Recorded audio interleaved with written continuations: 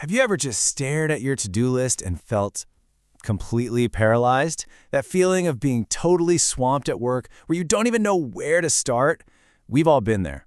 Today, we're going to tackle that head on. We're going to unpack this feeling using a really powerful framework called the CIA model, which is going to give you a real, tangible strategy to get back in the driver's seat. Wow, this quote, it just hits home, doesn't it? It's from a case study about a project manager we'll call Jen. Now, Jen is good at her job, she's experienced, but she's at her breaking point. We're going to follow her story today because, honestly, she puts a face to a feeling that so many of us have but can never quite find the words for. And that's the real kicker, right? While we're talking about Jen, I bet you're going to see bits and pieces of your own life in her story. That little knot of panic in your stomach, that feeling of being stretched way too thin, it's not just you. It's practically an epidemic in our crazy, always-on world. And just knowing that you're not alone, that's the first step. So before we jump into solutions, let's really dig into the problem itself. We need to get a clear picture of what this overwhelm epidemic actually looks like, and more importantly, what it feels like when you're in the thick of it. So this is what's going on with Jen. She gets handed this project with a timeline and budget that are, frankly, impossible. When she tries to raise the alarm, her bosses just wave it off. So what happens? Now she's lying awake every night, her mind just racing. She's getting short with her team, even with her husband at home. And it's not just in her head. The stress is hitting her physically. She's losing weight, she's always sick. See, this isn't just a tough week at the office. It's a full-on downward spiral. The thing about Jen's situation is that it didn't just happen overnight. It was a slow burn, and there were warning signs all along the way. So let's talk about those red flags, the signals our own minds and bodies send us when we're getting dangerously close to the edge. And this is so important. These signals aren't just you being moody or having a bad day. They are early warning flares. If you can learn to spot them, either in yourself or in the people you work with, you can step in and do something before that temporary stress hardens into full-blown burnout. Okay, so let's break down a couple of the really common ones. First up, increased irritability. Think about it. When your brain is juggling a million different worries, it has zero patience left for anything else. Suddenly, a tiny thing like your Wi-Fi dropping for a second feels like a massive personal attack. That's exactly what was happening when Jen started snapping at her team. And number 2, having a hard time concentrating. Your mind is so cluttered with anxieties and to-do lists that focusing on just one thing feels impossible. You know that feeling when you read the same email over and over and the words just don't stick? That's not you being lazy. It's your brain screaming that it's overloaded. And believe me, the list goes on. Maybe you start putting off big tasks because just thinking about them is paralyzing. Or you've got these nagging headaches and you're tired all the time. You might even start calling in sick more, pulling away from your coworkers, and just feeling totally disconnected from a job you used to enjoy. These are all huge red flags. All right, so we've laid out the problem. We know the warning signs to look for. Now for the good part. Let's pivot to the solution. We are going to walk through a simple but seriously powerful framework for getting a handle on all this. I mean, this is the big question, isn't it? When you're caught in that storm of overwhelm, how in the world do you find your way back to solid ground? It can feel like you're trapped with no options, but there's a model that can literally give you a map out of the chaos.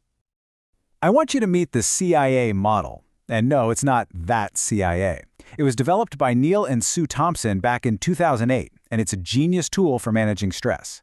Basically, it helps you take that messy ball of worry and sort it into 3 clean, simple categories. This lets you put your energy where it's actually going to make a difference. So here's how it works. It's as easy as 1, 2, 3. First, you figure out what you can directly control. We're talking about your own actions, your attitude, how you spend your time. Second, you look at what you can influence. You can't control these things, but maybe your input or expertise could nudge them in the right direction. And finally, you identify what you have to accept, the things that are totally out of your hands. And then you figure out how to adapt. All right, let's put this model into action. We're going to start with the 2 most proactive parts of the whole framework, control and influence. This is where you really start taking your power back. And a huge piece of gaining control and influence boils down to one simple, powerful idea: boundaries. I love this definition from therapist Nedra Glover-Talwap. Boundaries aren't about building walls, they're about setting the guidelines that keep you feeling safe and sane in your own life.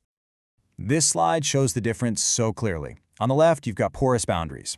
That's Jen's world right there. Saying yes to that crazy project, internalizing all the stress from her manager's bad decision. But on the right, that's what healthy boundaries look like.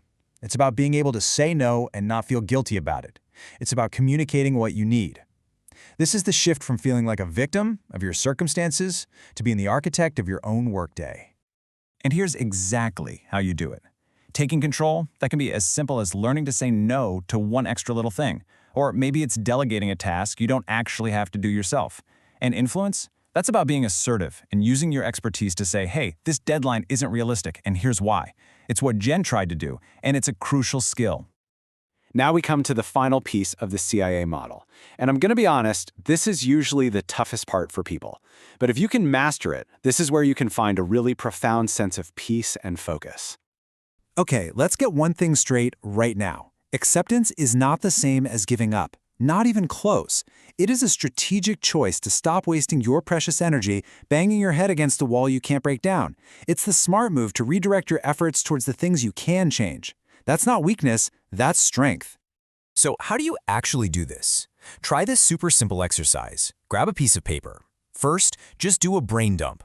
Write down every single thing that's making you feel stressed out. Then, go through that list and put each item into one of the three buckets: control, influence, or accept. For Jen, the impossible deadline? That might have to go in accept. But her own working hours? That's 100% in her control. Once everything's sorted, you can make a real action plan that's focused and actually doable. And this, right here, is the most empowering part of this whole idea. Even when something lands in that accept bucket, you are never, ever powerless.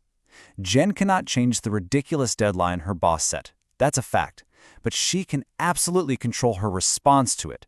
She can decide to log off at 5 p.m. She can decide to take a full lunch break. She can protect her own sanity. That is where her real power is. And that really brings us to our final thought. I want you to take a second and think about your own life, your own to-do list. What's one thing you've been burning energy on, trying to force a change, that deep down you know belongs in that accept category? If you can let go of just that one thing, you might be amazed at how much energy you free up to finally take control of everything else.